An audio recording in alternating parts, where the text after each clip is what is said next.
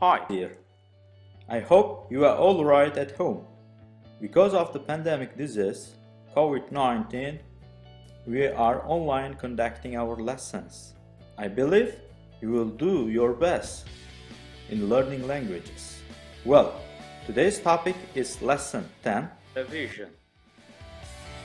If you have any difficulties to speak English, or do you have any problems to tell your opinion in English language, or if you don't know how to express your ideas in this language, or do you think there are any challenges in catching native speakers during the listening them? If you want to get the language acquisition in English easily, learn and practice word order or sentence structure. This is the solution to every problem, and this is the answer for your every question. Can you remember word order in English language or the sentence structure? If you want to speak English correctly, just follow the rules of word order. Firstly, you should put the subject, then predicate, and other parts of speech, like object or adverbial modifier. But remember this one, that subject and predicate the main parts of the sentence. That's why just remember, learn by heart this structure and acquire while speaking in English language. If you don't know the meaning of the subject, now I will explain. So firstly, what is subject? Subject is the main parts of the speech, then comes in the first order of the sentence, then expressed by a noun or pronoun or equal words to these parts of speech. On the screen, that's given several examples of the subject. The subject could be any kind of person, like worker, businessman, or wife, my brother, or names of the person, Jack or Mary, or just pronouns equal to the names of the persons, I, you, or she, he, and of course the subject would be the things or the animals. You may use the pronoun it instead of the animal or the thing, or just pronouns like that, this also can be the subject of the sentence. Well, now turn to the predicate. What is predicate?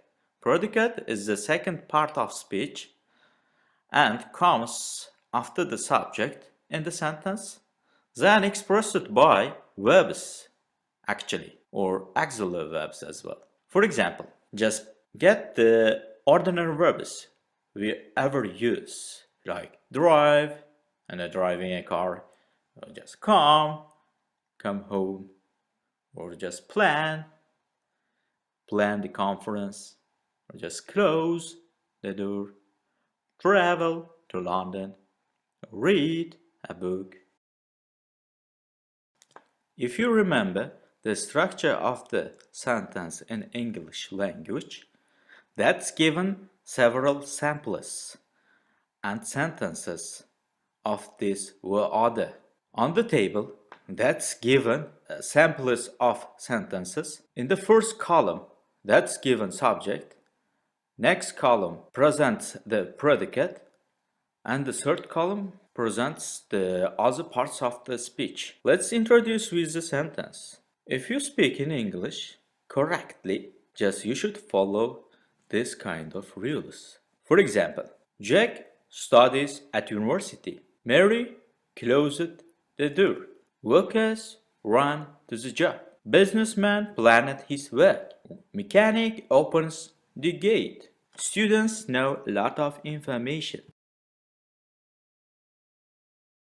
As a continuation of the sentence structure in English, this table also shows some examples of the sentence, but as you can see in the first column, that's given the subjects often expressed by pronouns, and the predicate is expressed by auxiliary verbs as well. For example, You work in a factory.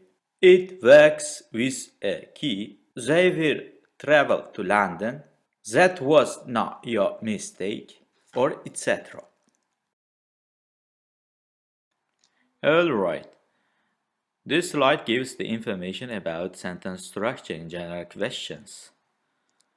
Turn to this part. Let's remember the sentence structure in declarative sentence like subject, predicate, and other parts of speech. However, in general questions, we often use do or similar verbs like this, did or does as well. Look at the table. The table shows some samples of questions. For example, does Jack study at university? Did Mary close the door? Do workers run to the job? Did businessman plan his work? Does mechanic open the gate? Or etc. If you want to give the questions correctly, just use this simple structure and follow the rules. If you use auxiliary verbs in your declarative sentence, in questions as well, you should use auxiliary verbs. But remember this, just change their order, subject and the verb. In questions with auxiliary verbs, firstly comes auxiliary verb, then the subject. Okay, let's introduce with the samples of this sentence. For example, are you an engineer? This could be a question for the sentence, I am an engineer.